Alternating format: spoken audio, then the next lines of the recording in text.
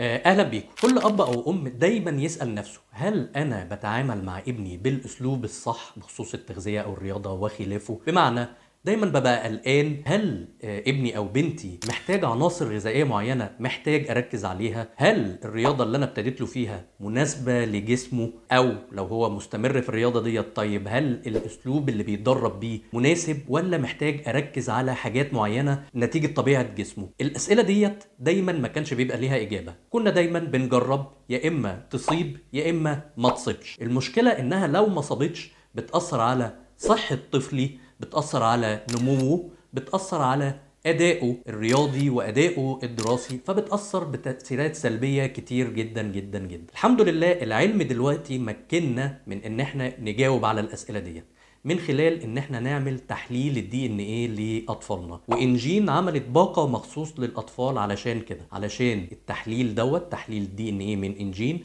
يديلك كتالوج بطبيعه جسم ابنك، وبناء عليه نقدر مع بعض نحط برنامج الغذائي المناسب ليه هو، والبرنامج الرياضي اللي يجيب لنا احسن نتائج باقل اعراض جانبيه. زائد ان احنا بنعمل استشارات مع التحليل علشان نشرح لحضرتك نتيجه التحليل ده.